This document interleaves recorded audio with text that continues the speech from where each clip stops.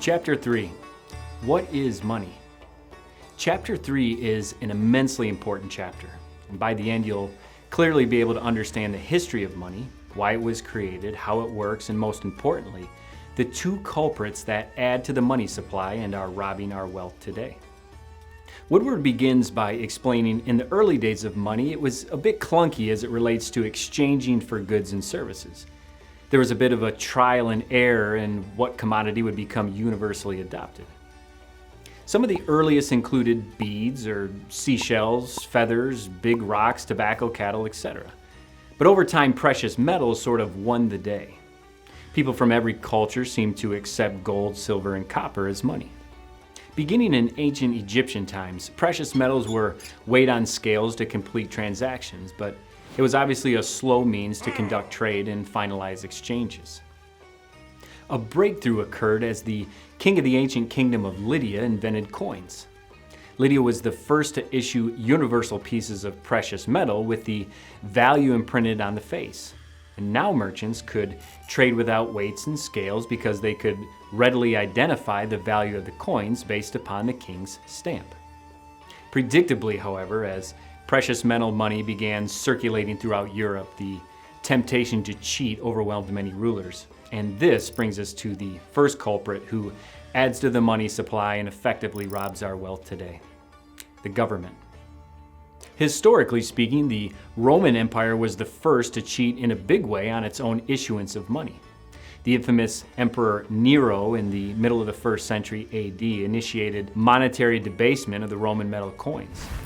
Debasement is the oldest and most labor-intensive method of expanding the money supply, done by melting down the coins and reducing the precious metal content within each coin. In other words, the overall amount of the precious metal content remains the same, but the number of coins in circulation grew.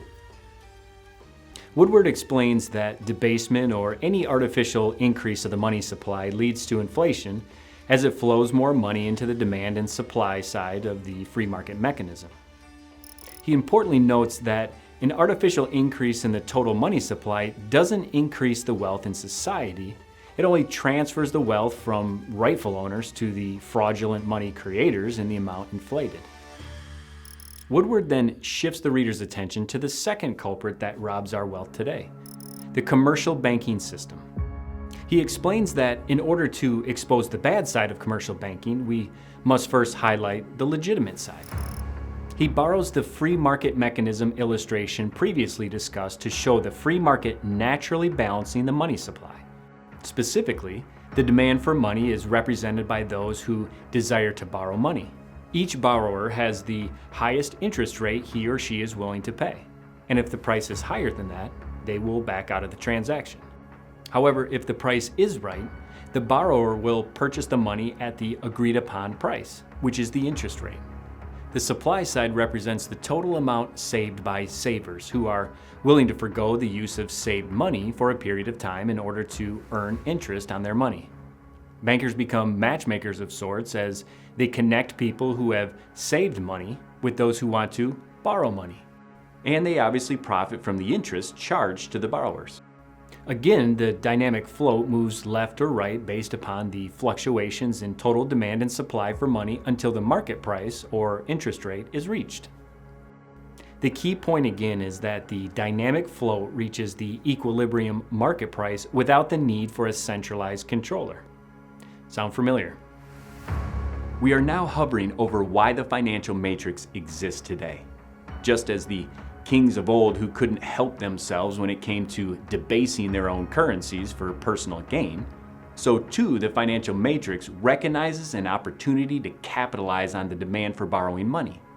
Instead of letting the market legitimately balance itself, it creates and loans its fiat money, artificially increasing the money supply and explaining to the masses it's for market efficiencies, when in reality it's exploiting an opportunity to gain profit and power, unfortunately at our expense, while driving up prices and ultimately attempting to seize control over the money supply and therefore control the economy.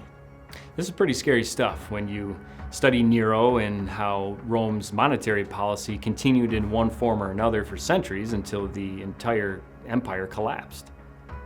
Now, with that introduction, it's time to begin reading chapter 3.